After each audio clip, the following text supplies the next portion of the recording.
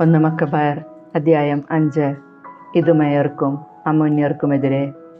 ബലിപീഠം പണിതെന്നും വിശുദ്ധ സ്ഥലം പുനഃപ്രതിഷ്ഠിച്ചെന്നും അറിഞ്ഞപ്പോൾ ചുറ്റുമുള്ള വിജാതിയർ അത്യധികം കുപിതരായി.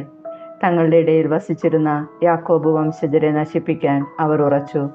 ജനത്തെ വധിക്കാനും നശിപ്പിക്കാനും തുടങ്ങി. ഇദുമയാലുള്ള ഏസാവിൻ്റെ മക്കളെ യൂദാസ് അക്രബത്തേനിയയിൽ വെച്ച് ആക്രമിച്ചു. കാരണം അവൻ ഇസ്രായേലിനെ ആക്രമിക്കാൻ തക്കം നോക്കി കഴിയുകയായിരുന്നു. അവൻ അവർക്ക് കനത്ത ആഘാതമേൽപ്പിച്ചു. അവരെ അപമാനിതരാക്കുകയും കൊള്ളയടിക്കുകയും ചെയ്തു. തൻ്റെ ജനത്തിന് കെണിയൊരുക്കുകയും പെരുവഴികളിൽ അവർക്കെതിരെ ഒളിപ്പോര് നടത്തുകയും ചെയ്തിരുന്ന ബയാൻ സന്തതികളുടെ ദുഷ്ടതയും യൂദാസ് ഓർമ്മിച്ചു. അവൻ അവരെ അവരുടെ ഗോപുരങ്ങളിൽ അടച്ചു. അവരെ നിശേഷം നശിപ്പിക്കണമെന്നുറച്ചുകൊണ്ട് അവൻ അവർക്കെതിരെ പാളയമടിച്ചു. ഗോപുരങ്ങളെയും അവയിലുണ്ടായിരുന്നവരെയും അഗ്നിക്കിരയാക്കി. പിന്നീട് അവൻ അമ്മോന്യർക്കെതിരെ തിരിഞ്ഞു. തിമോത്തിയോസിൻ്റെ നേതൃത്വത്തിൽ പ്രബലമായ ഒരു സൈന്യത്തെയും വളരെയധികം ആളുകളെയും അവിടെ അവന് നേരിടേണ്ടി വന്നു. ഒട്ടേറെ യുദ്ധങ്ങൾ ചെയ്ത് അവൻ അവരെ നിശേഷം പരാജയപ്പെടുത്തി. യാസേറും ചുറ്റുമുള്ള ഗ്രാമങ്ങളും പിടിച്ചടക്കിയതിനു ശേഷം അവൻ യൂദായിലേക്ക് മടങ്ങി. ഗിലെയാദിലും ഗലീലയിലും യുദ്ധം. ഗിലെയാദിലെ വിജാതിയർ തങ്ങളുടെ നാട്ടിൽ വസിച്ചിരുന്ന ഇസ്രായേലർക്കെതിരെ സംഘടിച്ച് അവരെ നശിപ്പിക്കാൻ മാർഗമാരാഞ്ഞു. എന്നാൽ അവർ ദത്തേമ കോട്ടയിൽ അഭയം തേടി.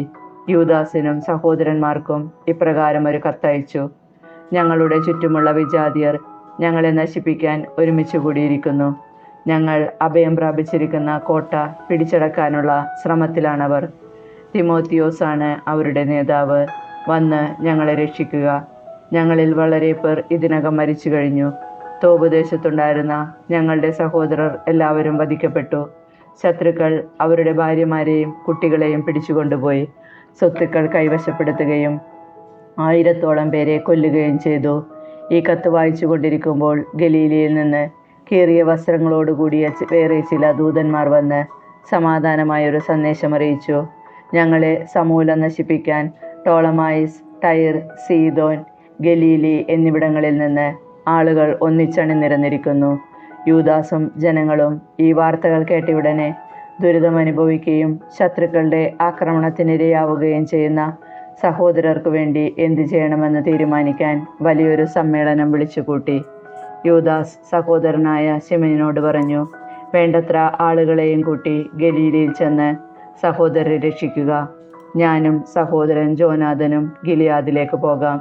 സക്കറിയായുടെ പുത്രൻ ജോസഫിനെയും നേതാക്കന്മാരിൽ ഒരുവനായ അസറിയായെയും ബാക്കി സേനകളോടുകൂടി യൂദയ കാക്കാൻ ഏർപ്പെടുത്തി.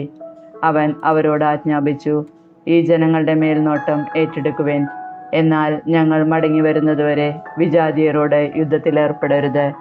അനന്തരം ശിമിയോനോടുകൂടെ ഗലീലയിലേക്ക് പോകുവാൻ 3000 പേരും യൂദാസിനോടുകൂടെ ഗിലെയാദിലേക്ക് 8000 പേരും നിയോഗിക്കപ്പെട്ടു. ശിമിയോൻ ഗലീലയിൽ ചെന്ന് വിജാതിയർക്കെതിരെ നിരവധി യുദ്ധങ്ങൾ ചെയ്ത് അവരെ തോൽപ്പിച്ചു.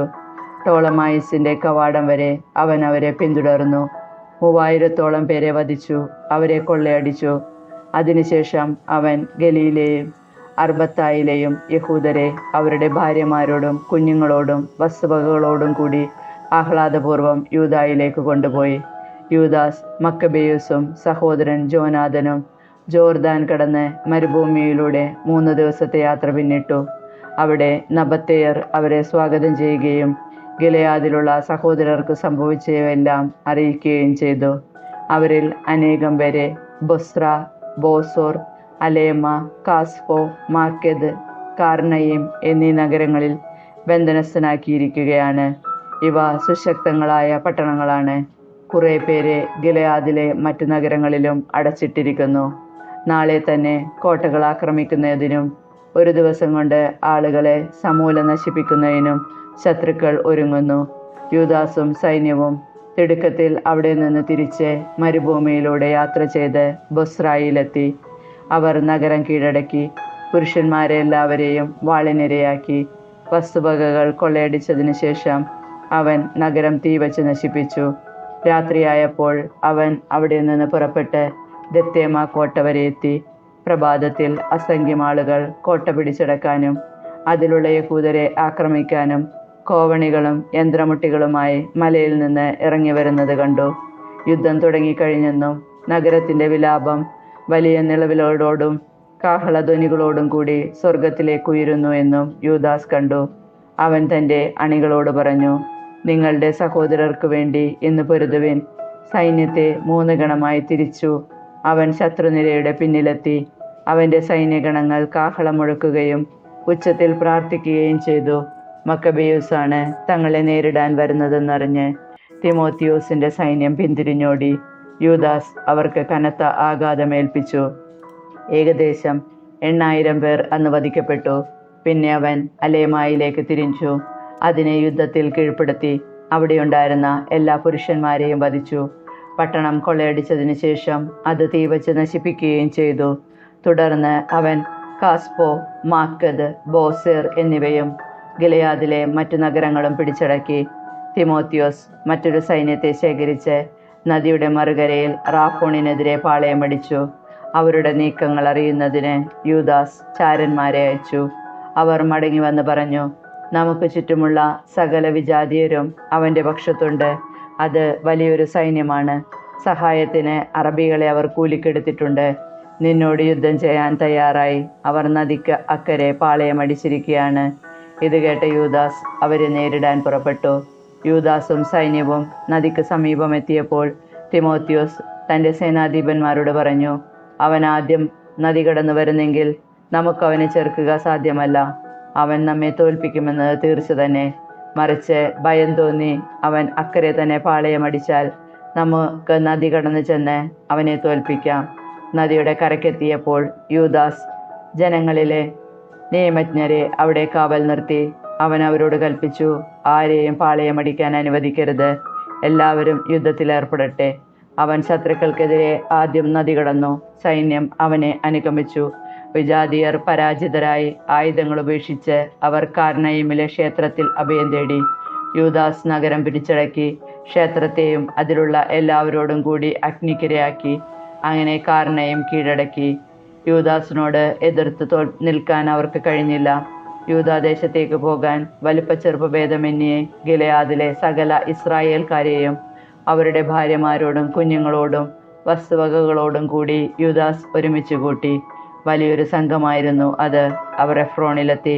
അത് മാർഗമധ്യയുള്ള വലുതും സുശക്തവുമായ ഒരു പട്ടണമായിരുന്നു. വലത്തോട്ടോ ഇടത്തോട്ടോ തിരിഞ്ഞ് അതിനെ ചുറ്റിപ്പോവുക സാധ്യമായിരുന്നില്ല. അതിലൂടെ തന്നെ പോകേണ്ടിയിരുന്നു. നഗരവാസികൾ കവാടങ്ങളിൽ കല്ലുകൾ വെച്ച് അവരെ പ്രതിരോധിച്ചു. അപ്പോൾ യൂദാസ് അവർക്ക് ഈ സൗഹൃദ സന്ദേശം കൊടുത്തുവിട്ടു, ഞങ്ങൾ നിങ്ങളുടെ ദേശത്തുകൂടെ ഞങ്ങളുടെ നാട്ടിലേക്ക് കടന്നുപോയിക്കൊള്ളട്ടെ. ആരും നിങ്ങളെ ഉപദ്രവിക്കുകയില്ല. കാൽനടയായി ഞങ്ങൾ പോയിക്കൊള്ളാം. എന്നാൽ വാതിൽ തുറന്നു കൊടുക്കാൻ അവർ വിസമ്മതിച്ചു. അതാതിടങ്ങളിൽ നിലയുറപ്പിക്കാൻ യൂദാസ് സൈന്യത്തിന് ആജ്ഞ നൽകി. സൈന്യം നിലയുറപ്പിച്ചു. അന്ന് പകലും രാത്രിയും അവർ നഗരത്തിനെതിരെ യുദ്ധം ചെയ്തു. നഗരം അവൻ്റെ പിടിയിലായി. പുരുഷന്മാരെയെല്ലാം അവൻ വാളിനിരയാക്കി നഗരം ഇടിച്ചു നിരത്തി കൊള്ളയടിച്ചു. മൃതദേഹങ്ങളുടെ മീതെ കൂടെ അവൻ നഗരം കടന്നു. അനന്തരം അവർ ജോർദാൻ കടന്ന് ബത്ഷാനെതിരെയുള്ള വിസ്തൃതമായ സമതലത്തിലെത്തി. യൂദാദേശത്ത് എത്തുന്നതുവരെ യാത്രയിലുടനീളം യൂദാസ് ജനങ്ങളെ പ്രോത്സാഹിപ്പിക്കുകയും പിറകിലായി പോകുന്നവരെ ഒരുമിച്ച് കൂട്ടുകയും ചെയ്തുകൊണ്ടിരുന്നു. ആർക്കും ജീവഹാനി സംഭവിക്കാതെ എല്ലാവരും സുരക്ഷിതരായി മടങ്ങിയെത്തി. അതിനാൽ സന്തോഷത്തോടും ആഹ്ലാദത്തോടും കൂടി അവർ സിയോൻ മലയിലേക്ക് പോയി ദഹനബലികൾ അർപ്പിച്ചു. യാമ്നിയായിൽ തോൽവി. യൂദാസും ജോനാഥനും ഗിലെയാദിലും അവരുടെ സഹോദരൻ ശിമെയോൻ ടോളമായിസിനെതിരെയുള്ള ഗലീലയിലുമായിരിക്കുമ്പോൾ അവരുടെ ധീരപരാക്രമങ്ങളെയും വീരോചിതമായ യുദ്ധത്തെയും കുറിച്ച് സേനാനായകന്മാരായ അസറിയായും സക്രിയയുടെ പുത്രൻ ജോസഫും കേട്ടു. അവർ പറഞ്ഞു, നമുക്കും കീർത്തി നേടാം. നമുക്ക് ചുറ്റുമുള്ള വിജാതീയരോട് യുദ്ധം ചെയ്യാം. അവർ തങ്ങളുടെ സൈന്യനിരകൾക്ക് ആജ്ഞ കൊടുത്തു. അവർ യാമ്നിയായ്ക്കെതിരെ നീങ്ങി. ഗോർജിയാസും സൈന്യവും അവരെ നേരിടാൻ പട്ടണത്തിന് പുറത്തു വന്നു. അവർ ജോസഫിനെയും അസിറിയായെയും തുരത്തി യൂദായുടെ അതിർത്തികൾ വരെ അവരെ ഓടിച്ചു. ഇസ്രായേൽക്കാരിൽ 2000-ഓളം പേർ അന്ന് മരിച്ചു വീണു. യൂദാസിനെയും സഹോദരന്മാരെയും അനുസരിക്കാതെ ധീരകൃത്യം ചെയ്യാൻ മോഹിച്ച സേനാനായകന്മാർ നിമിത്തം ജനത്തിന് ഈ കനത്ത പരാജയം സഹിക്കേണ്ടി വന്നു. എന്നാൽ ഇസ്രായേലിന് മോചനം നേടിക്കൊടുത്തവരുടെ കുടുംബത്തിൽപ്പെട്ടവരായിരുന്നില്ല ഇവർ. യൂദാസും സഹോദരന്മാരും ഇസ്രായേലിലും വിജാതിയരുടെ ഇടയിലും അവരുടെ നാമം അറിയപ്പെട്ട എല്ലായിടത്തും സമാദരിക്കപ്പെട്ടു. ജനങ്ങൾ അവർക്ക് ചുറ്റും കൂടി അവരെ പുകഴ്ത്തി. പിന്നീട് യൂദാസും സഹോദരന്മാരും തെക്കോട്ട് സൈന്യത്തെ നയിച്ച് ഏസാവ് വംശജരോട് യുദ്ധം ചെയ്തു. ഹെബ്രോണും അതിൻ്റെ ഗ്രാമങ്ങളും അവൻ കീഴ്പ്പെടുത്തി. കോട്ടകൾ തകർത്തു. ചുറ്റുമുള്ള ഗോപുരങ്ങൾ അഗ്നിക്കിരയാക്കി. അനന്തരം ഫിലിസ്ത്യ ദേശം ആക്രമിക്കാൻ അവൻ മരീസയിലൂടെ കടന്നുപോയി. അന്ന് തങ്ങളുടെ ധീരത പ്രദർശിപ്പിക്കാൻ ബുദ്ധിശൂന്യമായി യുദ്ധത്തിന് പുറപ്പെട്ട ഏതാനും പുരോഹിതന്മാർ മരിച്ചു വീണു. യൂദാസ് ഫിലിസ്ത്യ ദേശത്തെ അസോത്തൂസിലേക്ക് തിരിച്ചു. അവൻ അവരുടെ ബലിപീഠങ്ങൾ തകർത്തു. ദേവന്മാരുടെ കൊത്തുവിഗ്രഹങ്ങൾ തീയിലിട്ട് ചുട്ടു. നഗരങ്ങൾ കൊള്ളയടിച്ചതിനു ശേഷം അവൻ യൂദാദേശത്തേക്ക് മടങ്ങി. 1 മക്കബായർ അധ്യായം 6. അന്തിയോക്കസ് എപ്പിഫാനസിൻ്റെ മരണം. അന്തിയോക്കസ് രാജാവ് ഉത്തരപ്രവിശ്യകളിലൂടെ കടന്നു പോകുമ്പോൾ പേർഷ്യയിലെ എലിമായിസ് സ്വർണത്തിനും വെള്ളിക്കും പ്രശസ്തി ആർജിച്ച ഒരു നഗരമാണെന്ന് കേട്ടു. ഫിലിപ്പിൻ്റെ പുത്രനും ഗ്രീക്കുകാരെ ആദ്യം ഭരിച്ച മക്കതോനിയ രാജാവുമായ അലക്സാണ്ടർ ഉപേക്ഷിച്ചിട്ട് പോയ സ്വർണ്ണ പരിചകൾ, കവചങ്ങൾ, ആയുധങ്ങൾ എന്നിവ സൂക്ഷിക്കപ്പെട്ടിരുന്നു. അവിടുത്തെ ക്ഷേത്രം വളരെ സമ്പന്നമായിരുന്നു. അതിനാൽ അന്തിയോക്കസ് വന്ന് നഗരം പിടിച്ചടക്കി കൊള്ള ചെയ്യാൻ ശ്രമിച്ചു. പക്ഷേ അത് സാധിച്ചില്ല. കാരണം അവൻ്റെ തന്ത്രം മനസ്സിലാക്കിയ നഗരവാസികൾ അവനോട് യുദ്ധം ചെയ്ത് ചെറുത്തുനിന്നു. യുദ്ധക്കളത്തിൽ നിന്ന് പലായനം ചെയ്ത അന്തിയോക്കസ് ഭഗ്നാശനായി ബാബിലോണിലേക്ക് പിൻവാങ്ങി. യൂദാദേശം ആക്രമിക്കാൻ പോയ സൈന്യം പരാജയപ്പെട്ടുവെന്ന് പേർഷ്യയിൽ വെച്ച് ഒരു ദൂതൻ അന്തിയോക്കസിനെ അറിയിച്ചു. ലിസിയാസ് ആദ്യം ശക്തമായ ഒരു സൈന്യവുമായി ചെന്നെങ്കിലും യഹൂദർ അവനെ തുരത്തിയോടിച്ചു.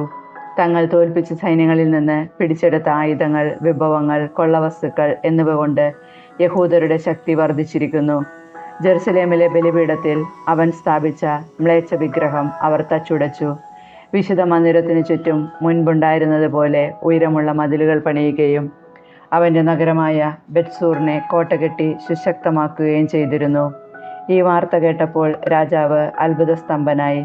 തൻ്റെ പദ്ധതികളനുസരിച്ച് കാര്യങ്ങൾ നടക്കാഞ്ഞതുമൂലം ദുഃഖാർത്തനും രോഗിയുമായി തീർന്ന അവൻ കിടപ്പിലായി.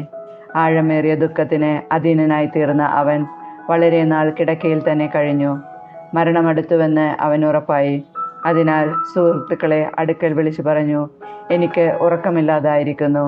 ആകുലതയാൽ എൻ്റെ ഹൃദയം തകരുന്നു.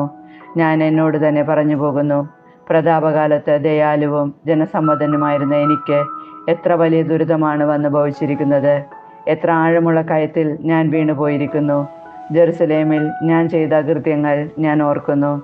അവളുടെ കനകരജ പാത്രങ്ങളെല്ലാം ഞാൻ കവർച്ച ചെയ്തു. ഒരു കാരണവും കൂടാതെ യൂദാ നിവാസികളെ നശിപ്പിക്കാൻ ഞാൻ സൈന്യത്തെ വിട്ടു. ഇതിനാലാണ് ഈ അനർത്ഥങ്ങൾ എനിക്ക് വന്നുകൂടിയതെന്ന് ഞാൻ അറിയുന്നു. ഇതാ, അന്യദേശത്ത് കിടന്ന് ദുഃഖാധിക്യത്താൽ ഞാൻ മരിക്കുന്നു.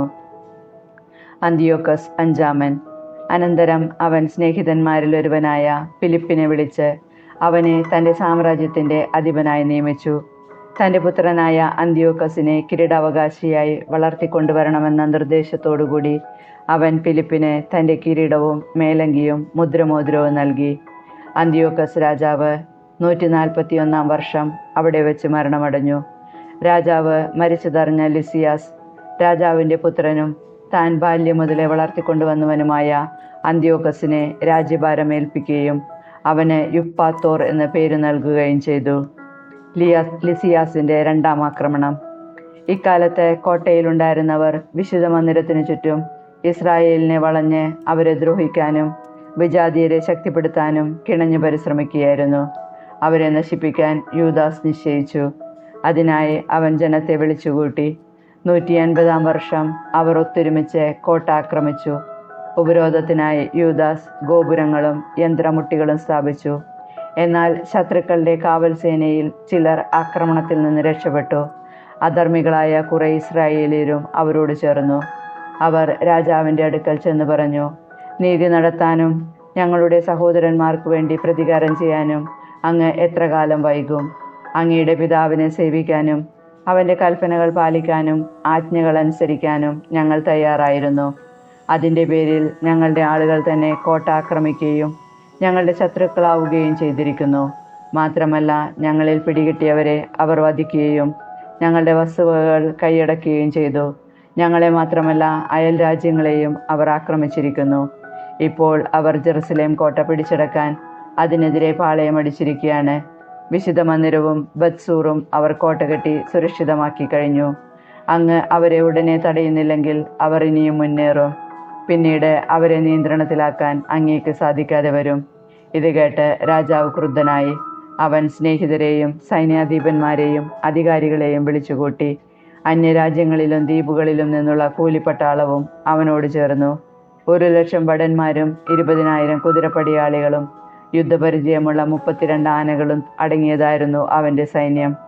അവർ ഇദുമേയയിലൂടെ കടന്ന് ബത്സൂറിനെതിരെ പാളയമടിച്ചു. യന്ത്രമുട്ടിയും സ്ഥാപിച്ച് അനേകം ദിവസം യുദ്ധം ചെയ്തു. എന്നാൽ യഹൂദർ കോട്ടയ്ക്ക് പുറത്തു വന്ന് ഇവ തീവച്ച് നശിപ്പിക്കുകയും പൗരുഷത്തോടെ പൊരുതുകയും ചെയ്തു. യൂദാസ് കോട്ടയിൽ നിന്ന് പിൻവാങ്ങി രാജാവിൻ്റെ പാളയത്തിനെതിരെ ബത്സക്കറിയായിൽ പാളയമടിച്ചു. അതിരാവിലെ രാജാവ് സൈന്യത്തെ ബത്സക്കറിയായിലേക്കുള്ള വഴിയിലൂടെ അതിവേഗം നയിച്ചു. അവൻ യുദ്ധത്തിന് തയ്യാറായി കാഹളം മുഴക്കി. മുന്തിരിച്ചാറും മൾബറി നീരും നൽകി അവർ ആനകളെ യുദ്ധവീരമുണർത്തി. സേനാവ്യൂഹത്തിൽ പലയിടത്തായി അവയെ നിർത്തി. ഓരോ ആനയോടും കൂടെ ഇരുമ്പ് കവചവും പിച്ചളത്തൊപ്പിയും ധരിച്ച 1000 ഭടന്മാരെയും സമർത്ഥരായ 500 കുതിരപ്പടയാളികളെയും നിർത്തി. അവർ ആനയുടെ അടുക്കൽ സജ്ജരായി നിന്നു. അത് പോകുന്നിടത്തേക്ക് അവരും പോയി. അവർ അതിനെ വിട്ടുമാറിയില്ല. ഓരോ ആനയുടെയും പുറത്ത് തടി കൊണ്ടുള്ള സുശക്തവും മറയ്ക്കപ്പെട്ടതുമായ അമ്പാരി ഉണ്ടായിരുന്നു. പ്രത്യേകമായ പടച്ച മയങ്ങൾ കൊണ്ടാണ് അവയെ ആനയോട് ബന്ധിച്ചിരുന്നത്. ഓരോന്നിലും യുദ്ധം ചെയ്യുന്ന ആയുധധാരികളായ 4 പടയാളികളും ഇന്ത്യക്കാരനായ പാപ്പാനും ഉണ്ടായിരുന്നു. കുതിരപ്പടയാളികളിൽ ശേഷിച്ചവർ ശത്രുക്കളെ ആക്രമിക്കാൻ സൈന്യത്തിൻ്റെ പാർശ്വങ്ങളിലും നിലയുറപ്പിച്ചു. സേനാവ്യൂഹം അവർക്ക് സംരക്ഷണം നൽകി. സ്വർണവും പിത്തളയും കൊണ്ടുള്ള പരിചകളിൽ തട്ടി സൂര്യപ്രകാശം പ്രതിപദിച്ചപ്പോൾ കുന്നുകൾ തിളങ്ങുകയും കത്തുന്ന പന്തങ്ങൾ പോലെ കാണപ്പെടുകയും ചെയ്തു. രാജസൈന്യത്തിൽ ഒരു വിഭാഗം ഉയർന്ന കുന്നുകളിലൂടെയും മറ്റേ വിഭാഗം സമതലത്തിലൂടെയും ക്രമമായി ധീരതയോടെ മുന്നേറി. ആ വലിയ പടനീക്കത്തിൻ്റെ ആരവവും ആയുധങ്ങളുടെ ഇരമ്പലുകളും കേട്ടവരെല്ലാം ഭയചകിതരായി. ആ വ്യൂഹം അത്രയ്ക്ക് വലുതും ശക്തവുമായിരുന്നു. യൂദാസും സൈന്യവും അവരോട് ഏറ്റുമുട്ടി. രാജസൈന്യത്തിലെ 600 പേർ കൊല്ലപ്പെട്ടു. അവരാൻ എന്ന് വിളിക്കപ്പെടുന്ന എലയാസർ യുദ്ധമൃഗങ്ങളിലൊന്നിന്മേൽ രാജകീയമായ പടച്ചട്ട സജ്ജീകരിച്ചിരിക്കുന്നതായി കണ്ടു. മറ്റുള്ളവയേക്കാൾ ഉയരമുണ്ടായിരുന്നു ആ മൃഗത്തിന്. രാജാവ് അതിൻ്റെ പുറത്തായിരിക്കുമെന്ന് അവൻ കരുതി. സ്വജനങ്ങളെ രക്ഷിക്കാനും തനിക്ക് ശാശ്വത കീർത്തി നേടാനും വേണ്ടി അവൻ ജീവൻ സമർപ്പിക്കാൻ സന്നദ്ധനായി. ആ മൃഗത്തിൻ്റെ അടുക്കലെത്താൻ അവൻ വീറോടെ സൈന്യവ്യൂഹത്തിനിടയിലേക്ക് കുതിച്ചു. ഇടത്തും വലത്തുമുള്ളവരെ അവൻ അരിഞ്ഞു വീഴ്ത്തി. ശത്രുക്കൾ ഇരുവശങ്ങളിലേക്കും ചിതറി. അവൻ ചെന്ന് ആനയുടെ കീഴെ എത്തി അതിനെ അടിയിൽ നിന്ന് കുത്തിക്കൊന്നു. അത് അവൻ്റെ മേൽ വീണ് അവൻ അവിടെ വെച്ച് തന്നെ മരിച്ചു. രാജസൈന്യത്തിൻ്റെ ശക്തിയും ഭീകരമായ ആക്രമണവും കണ്ട് യഹൂദർ പിന്തിരിഞ്ഞോടി. രാജാവിൻ്റെ പടയാളികൾ അവർക്കെതിരെ ജെറുസലേമിലേക്ക് നീങ്ങി. അവർ യൂദായിലും സിയോൻ മലയിലും പാളയമടിച്ചു. രാജാവ് ബത്സൂർ നിവാസികളുമായി സമാധാന ഉടമ്പടി ചെയ്തു. അവർ നഗരം ഒഴിഞ്ഞുകൊടുത്തു. കാരണം ഉപരോധത്തെ ചെറുക്കാൻ വേണ്ടത്ര ഭക്ഷണ സാധനങ്ങൾ അവർക്കുണ്ടായിരുന്നില്ല. അത് ദേശത്തിൻ്റെ സാബത്ത് വർഷമായിരുന്നു. അങ്ങനെ രാജാവ് ബത്സൂർ കൈവശപ്പെടുത്തി അവിടെ ഒരു കാവൽ സൈന്യത്തെ ഏർപ്പെടുത്തുകയും ചെയ്തു. അനന്തരം അവൻ വിശുദ്ധ മന്ദിരത്തിന് മുൻപിൽ പാളയമടിച്ചു. വളരെ നാൾ അവിടെ കഴിഞ്ഞു. അവൻ ഉപരോധ ഗോപുരങ്ങളും അഗ്നിയും കല്ലും വർഷിക്കാനുതകുന്ന യന്ത്രങ്ങളും അമ്പെയ്യാനുള്ള ഉപകരണങ്ങളും തെറ്റാലികളും സജ്ജമാക്കി. അവരുടെ കിടപിടിക്കുന്ന യുദ്ധയന്ത്രങ്ങൾ നിർമ്മിച്ച് യഹൂദർ അവരെ ഏറെ കാലത്തേക്ക് ചേർത്തു നിന്നു. എന്നാൽ അത് 7-ാം വത്സരമായിരുന്നതിനാൽ കലവറകളിൽ ഭക്ഷണ സാധനങ്ങളില്ലായിരുന്നു. വിജാതീയരിൽ നിന്ന് രക്ഷപ്പെട്ട് യൂദായിൽ അഭയം പ്രാപിച്ചവർ കലവറകളിൽ ശേഷിച്ചവയെല്ലാം ഭക്ഷിച്ചു കഴിഞ്ഞിരുന്നു. വിശുദ്ധ മന്ദിരത്തിൽ ഏതാനും പേർ മാത്രമേ അവശേഷിച്ചിരുന്നുള്ളൂ. ക്ഷാമം രൂക്ഷമായിരുന്നതിനാൽ മറ്റുള്ളവർ ചിതറി താങ്കളുടെ ഭവനങ്ങളിലേക്ക് പോയി. മതസ്വാതന്ത്ര്യം. തൻ്റെ മകൻ അന്ത്യോക്കസിനെ കിരീടാവകാശിയായി വളർത്തുന്നതിന് അന്ത്യോക്കസ് രാജാവ് മരണത്തിനു മുൻപ് നിയോഗിച്ചിരുന്ന ഫിലിപ്പ് രാജാവിനോടുകൂടെ പോയിരുന്ന പടയാളികളുമായി പേർഷ്യ, മേദിയ എന്നിവിടങ്ങളിൽ നിന്ന് മടങ്ങി വന്നുവെന്നും ഭരണം കൈയടക്കാൻ ശ്രമിക്കുന്നുവെന്നും ലിസിയാസ് കേട്ടു. അതിനാൽ പെട്ടെന്ന് സ്ഥലം വിടാൻ അവൻ കൽപ്പന നൽകി. രാജാവിനോടും സൈന്യാധിപന്മാരോടും ജനങ്ങളോടും അവൻ പറഞ്ഞു, നമ്മൾ ദിവസം ചെല്ലുന്തോറും കൂടുതൽ ക്ഷീണിച്ചു വരുന്നു. ഭക്ഷണ സാധനങ്ങൾ ഇല്ലെന്ന് തന്നെ പറയാം. നാം ഉപരോധിക്കുന്ന സ്ഥലം സുശക്തമാണ്. രാജകാര്യങ്ങളിൽ നമ്മുടെ അടിയന്തര ശ്രദ്ധ ആവശ്യമായി വന്നിരിക്കുന്നു. അതിനാൽ നമുക്ക് ഈ ജനത്തോടും രാജ്യത്തോടും ഉടമ്പടി ചെയ്ത് സമാധാനം സ്ഥാപിക്കാം. അവർ മുൻപത്തെ പോലെ സ്വന്തം നിയമങ്ങളനുസരിച്ച് ജീവിക്കട്ടെ. നമ്മൾ അവരുടെ നിയമങ്ങൾ നീക്കിക്കളഞ്ഞതിൻ്റെ പേരിലാണല്ലോ അവർ കുപിതരായി ഈ വിധം പ്രവർത്തിച്ചത്. ഈ അഭിപ്രായ രാജാവിനും സൈന്യാധിപന്മാർക്കും സ്വീകാര്യമായി. അവർ രാജാവ് യഹൂദരുമായി സമാധാന ഉടമ്പടിക്ക് സന്ദേശം അയച്ചു. അവർ അതിന് സമ്മതിച്ചു. രാജാവും സൈന്യാധിപന്മാരും ശബ്ദപൂർവ്വം ഉറപ്പുകൊടുത്ത വ്യവസ്ഥകളിന്മേൽ യഹൂദർ ആ കോട്ട വിട്ടുപോയി. എന്നാൽ സിയോൻ മലയിലെത്തിയ രാജാവ് ആ സ്ഥലം എത്ര ബലവത്തായ കോട്ടയാണെന്ന് കണ്ടപ്പോൾ താൻ ചെയ്ത ശബ്ദം ലംഘിച്ച് അതിനു ചുറ്റുമുള്ള മതിലുകൾ തകർക്കാൻ ആജ്ഞ നൽകി. അനന്തരം അതിവേഗം അന്ത്യോക്യയിലേക്ക് തിരിച്ചു. നഗരം ഫിലിപ്പ് കൈയടക്കിയിരിക്കുന്നതായി അവൻ കണ്ടു. ഉടനെ ഫിലിപ്പിനെതിരെ യുദ്ധം ചെയ്ത് അവൻ നഗരം വീണ്ടെടുത്തു. 1 മക്കബായർ അധ്യായം 7. ദെമേത്രിയൂസ് ഒന്നാമൻ. 181 ആണ്ട് സെലൂക്കലസിൻ്റെ മകൻ ദെമേത്രിയൂസ് റോമായിൽ നിന്ന് കുറേ ആളുകളോടുകൂടെ ജലമാർഗം കടൽ തീരത്തുള്ള ഒരു നഗരത്തിലെത്തി അവിടെ ഭരണം തുടങ്ങി. അവൻ പിതാക്കന്മാരുടെ രാജധാനിയിൽ പ്രവേശിച്ചപ്പോൾ അവനെ ഏൽപ്പിച്ചു കൊടുക്കാൻ വേണ്ടി പട്ടാളം അന്ത്യോക്കസിനെയും ലിസിയാസിനെയും പിടികൂടി. ഇതറിഞ്ഞ രാജാവ് പറഞ്ഞു, അവരുടെ മുഖം കാണാൻ എനിക്ക് ഇടവരാതിരിക്കട്ടെ. അതനുസരിച്ച് സൈന്യം അവരെ വധിച്ചു. ദെമേത്രിയൂസ് സിംഹാസനാരൂഢനായി. ഇസ്രായേലിലെ നിയമനിഷേധകരും അധർമ്മികളുമായ എല്ലാവരും അവനോട് ചേർന്നു. പ്രധാന പുരോഹിതനാകാൻ മോഹിച്ച അൽക്കീമോസ് ആയിരുന്നു അവരുടെ നേതാവ്. അവർ ജനങ്ങൾക്കെതിരെ രാജസന്നദ്ധിയിൽ ഇപ്രകാരം കുറ്റാരോപണം നടത്തി: യൂദാസും സഹോദരന്മാരും കൂടി അങ്ങയുടെ മിത്രങ്ങളെ നശിപ്പിക്കുകയും ദേശത്ത് നിന്ന് ഞങ്ങളെ തുരത്തുകയും ചെയ്തിരിക്കുന്നു. അങ്ങ് വിശ്വസ്തനായ ഒരാളെ അയച്ചാലും അവൻ ചെന്ന് ഞങ്ങൾക്കും അങ്ങയുടെ രാജ്യത്തിനും യൂദാസ് എത്രയോ നാശങ്ങൾ വരുത്തിയെന്ന് മനസ്സിലാക്കി അവരെയും അവരുടെ പിണിയാളുകളെയും ശിക്ഷിക്കട്ടെ. തൻ്റെ സുഹൃത്തുക്കളിലൊരുവനും നദിക്ക് അക്കരെയുള്ള പ്രദേശത്തെ ഭരണാധിപനുമായ ബെക്കിദസിനെ രാജാവ് തിരഞ്ഞെടുത്തു. അവൻ രാജ്യത്ത് സുസമ്മതനും രാജാവിനോട് വിശ്വസ്തനുമായിരുന്നു.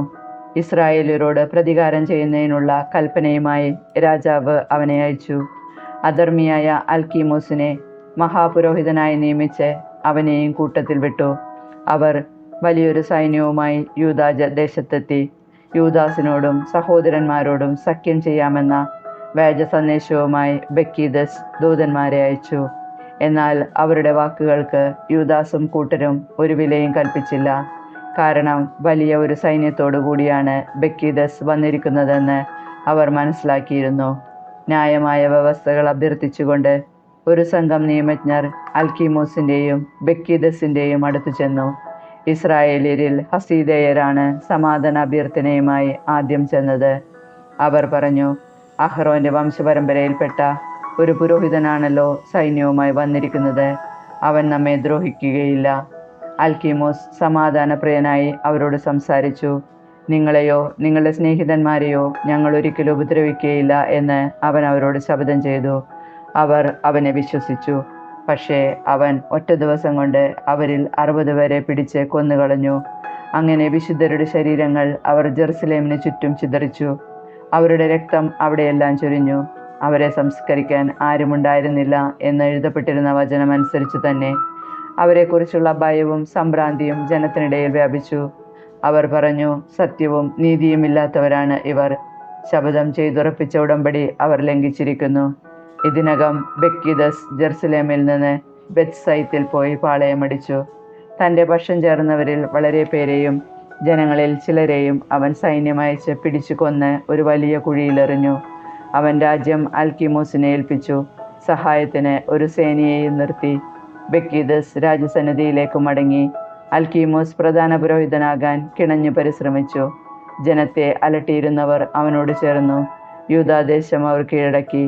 ഇസ്രായേലിന് കനത്ത നാശം വരുത്തുകയും ചെയ്തു. അൽക്കീമോസും അനുയായികളും ഇസ്രായേൽക്കാരോട് ചെയ്ത ദ്രോഹങ്ങൾ യൂദാസ് കണ്ടു. അത് വിജാതിയർ ചെയ്തതിനേക്കാൾ അധികമായിരുന്നു. യൂദായിൽ ചുറ്റുമുള്ള പ്രദേശങ്ങളിലെല്ലാം സഞ്ചരിച്ച് കൂറുമാറിയ ആളുകളോട് യൂദാസ് പ്രതികാരം ചെയ്തു.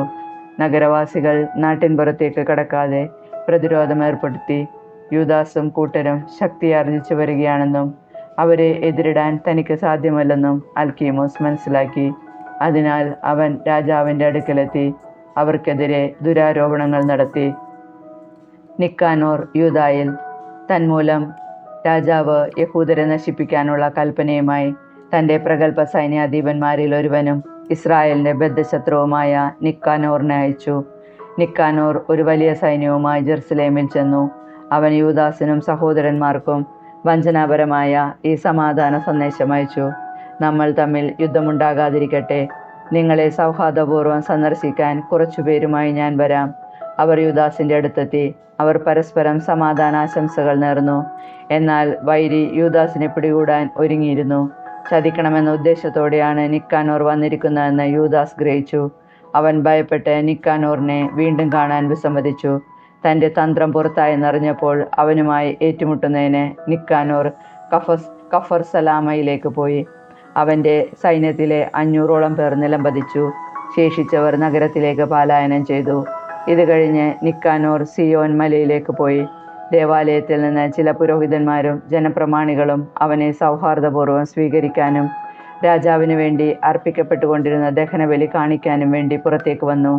എന്നാൽ അവൻ അവരെ പരിഹസിക്കുകയും നിന്ദിക്കുകയും ധിക്കാരപൂർവ്വം ദുഷിച്ച് സംസാരിക്കുകയും ചെയ്തു.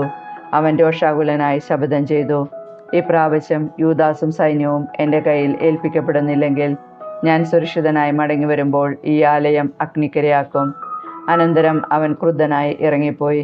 ഇത് കേട്ട പുരോഹിതന്മാർ അകത്തേക്ക് കയറി ബലിപീഠത്തിനും ശ്രീകോവിലിനും അഭിമുഖമായി നിന്ന് വിലപിച്ചുകൊണ്ട് പറഞ്ഞു: അങ്ങയുടെ നാമത്തിൽ അറിയപ്പെടാൻ ഈ ആലയത്തെ അങ്ങ് തിരഞ്ഞെടുത്തു.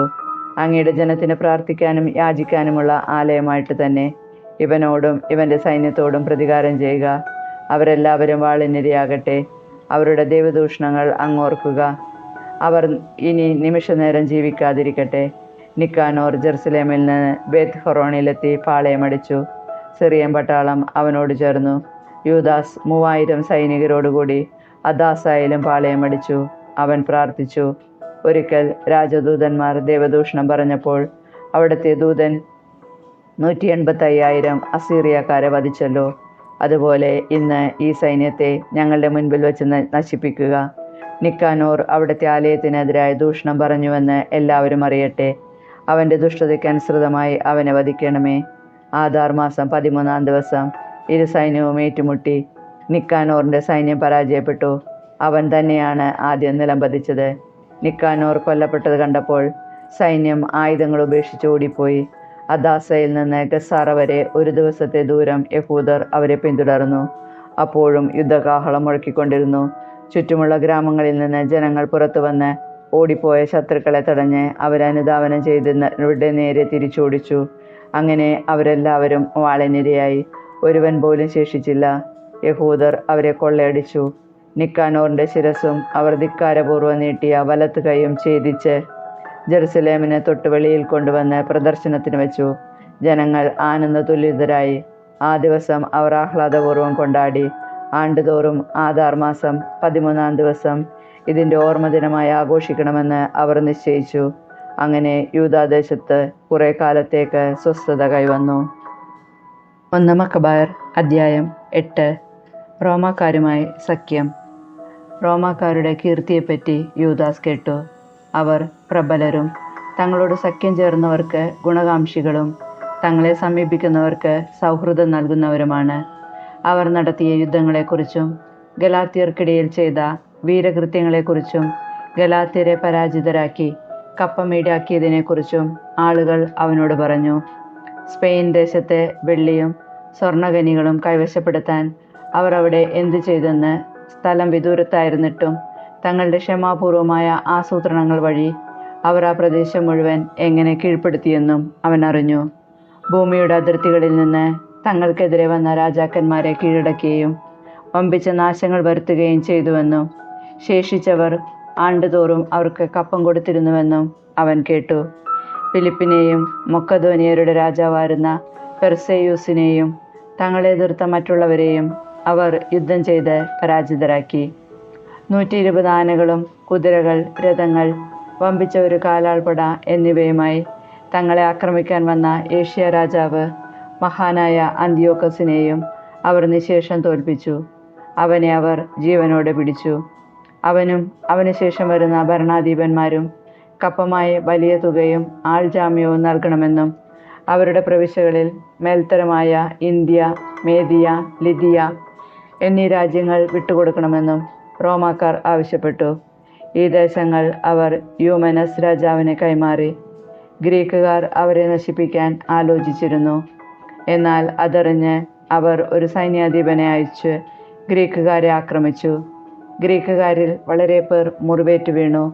അവരുടെ ഭാര്യമാരെയും കുട്ടികളെയും റോമാക്കാർ തടവുകാരാക്കി.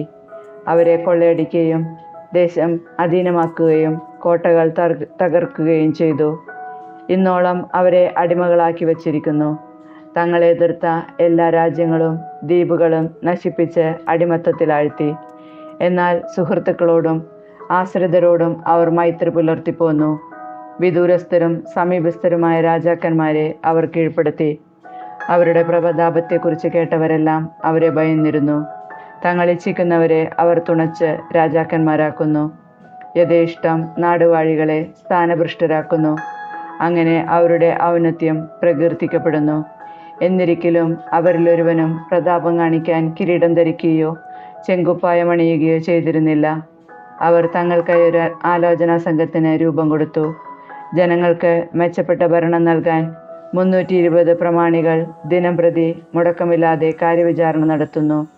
തങ്ങളെ ഭരിക്കാനും ദേശം മുഴുവൻ നിയന്ത്രിക്കാനും വർഷം തോറും അവർ ഒരാളെ ചുമതലപ്പെടുത്തുന്നു. അവൻ്റെ നിർദ്ദേശങ്ങൾ അവർ പാലിക്കുന്നു. അവരുടെ ഇടയിൽ പകയോ അസൂയയോ ഇല്ല. റോമാക്കാരുമായി സൗഹൃദവും സഖ്യവും സ്ഥാപിക്കാനും അടിമത്തത്തിൽ നിന്ന് മോചനം നേടാനുമായി യൂദാസ് ആക്കോസിൻ്റെ പുത്രൻ യോഹന്നാൻ്റെ മകനായ എവുപോളമസിനെയും എലയാസറിൻ്റെ മകൻ ജാസിനെയും തിരഞ്ഞെടുത്ത് റോമിലേക്ക് അയച്ചു. ഗ്രീക്കുകാർ ഇസ്രായേലിനെ പൂർണ്ണമായും അടിമത്തത്തിൽ ആഴ്ത്തുകയാണെന്ന് അവർ മനസ്സിലാക്കിയിരുന്നു. അവർ ദീർഘയാത്ര ചെയ്ത് റോമായിലെത്തി. ആലോചനാ സംഘത്തിൻ്റെ മുൻപാകെ അവർ ഇപ്രകാരം പറഞ്ഞു: മക്കേബേയുസ് എന്ന് വിളിക്കപ്പെടുന്ന യൂദാസും അവൻ്റെ സഹോദരന്മാരും യഹൂദജനവും കൂടി നിങ്ങളുടെ സ്നേഹിതരും സഖ്യത്തിലുള്ളവരുമായി ഞങ്ങൾ എണ്ണപ്പെടേണ്ടതിന് നിങ്ങളുമായി സമാധാന ഉടമ്പടി സ്ഥാപിക്കാൻ ഞങ്ങളെ ഇങ്ങോട്ട് അയച്ചിരിക്കുന്നു. ഈ അഭ്യർത്ഥന അവർക്ക് സ്വീകാര്യമായി. സമാധാനത്തിൻ്റെയും സഖ്യത്തിൻ്റെയും സ്മാരകമായി ജെറുസലേമിൽ സ്ഥാപിക്കാൻ ഓട്ടുതകിടുകളിൽ എഴുതിയ മറുപടി കത്തിൻ്റെ പകർപ്പാണിത്. റോമാക്കാർക്കും യഹൂദ ജനതയ്ക്കും കടലിലും കരയിലും എക്കാലവും മംഗളം ഭവിക്കട്ടെ. വാളും വൈരിയും അവരിൽ നിന്ന് അകന്നിരിക്കട്ടെ. റോമാക്കാർക്കോ അവരുടെ അധീനതയിൽപ്പെട്ട ഏതെങ്കിലും സഖ്യരാജ്യത്തിനോ ആണ് ആദ്യം യുദ്ധഭീഷണി ഉണ്ടാകുന്നതെങ്കിൽ യഹൂദ ജനത സന്ദർഭത്തിനൊത്ത് അവരുടെ സഖ്യകക്ഷിയെപ്പോലെ സർവാത്മന പ്രവർത്തിക്കേണ്ടതാണ്. അവരോട് യുദ്ധം ചെയ്യുന്ന ശത്രുരാജ്യത്തിന് യഹൂദർ ധാന്യമോ ധനമോ ആയുധങ്ങളോ കപ്പലുകളോ കൊടുത്തുകൂടാ. ഇത് റോമാക്കാരുടെ തീരുമാനമാണ്. ഈ കടപ്പാടുകൾ ഒരു പ്രതിഫലവും പ്രതീക്ഷിക്കാതെ അവർ നിറവേറ്റുന്നതാണ്. അതുപോലെ യഹൂദർക്ക് ആദ്യം യുദ്ധത്തെ നേരിടേണ്ടി വന്നാൽ റോമാക്കാർ സഖ്യകക്ഷികളെപ്പോലെ സന്ദർഭാനുസരണം പ്രവർത്തിക്കണം. ശത്രുപക്ഷക്കാർക്ക് ധാന്യമോ ധനമോ ആയുധങ്ങളോ കപ്പലുകളോ അവർ നൽകിക്കൂടാ. ഇതും റോമായുടെ തീരുമാനം തന്നെ. ഈ കടമകൾ അവർ വഞ്ചന കൂടാതെ നിർവഹിക്കേണ്ടതാണ്. ഈ വ്യവസ്ഥകളിന്മേൽ റോമാക്കാർ യഹൂദ ജനതയുമായി ഉടമ്പടി ചെയ്യുന്നു. ഈ വ്യവസ്ഥകൾ നടപ്പിലായതിനു ശേഷം ഇതിൽ എന്തെങ്കിലും കൂട്ടുകയോ കുറയ്ക്കുകയോ ചെയ്യാൻ ഇരുകക്ഷികളും തീരുമാനിക്കുന്ന പക്ഷം തങ്ങളുടെ വിവേചനമനുസരിച്ച് അപ്രകാരം ചെയ്യാവുന്നതാണ്. അവർ വരുത്തുന്ന ഏതു മാറ്റവും സാധുവായിരിക്കും. ദെമെത്രിയൂസ് രാജാവ് യഹൂദരോട് ചെയ്യുന്ന ദ്രോഹങ്ങളെക്കുറിച്ച് തങ്ങൾ ഇപ്രകാരം അവർക്ക് എഴുതിയിട്ടുണ്ട്: ഞങ്ങളുടെ സുഹൃത്തുക്കളും സഖ്യകക്ഷിയുമായ യഹൂദരെ നിങ്ങൾ പീഡിപ്പിക്കുന്നതെന്ത്? നിനക്കെതിരായി അവർ വീണ്ടും ഞങ്ങളോട് സഹായം അഭ്യർത്ഥിച്ചാൽ ഞങ്ങൾ അവരുടെ അവകാശങ്ങൾ സംരക്ഷിക്കുകയും കടലിലും കരയിലും നിന്നെ ആക്രമിക്കുകയും ചെയ്യും.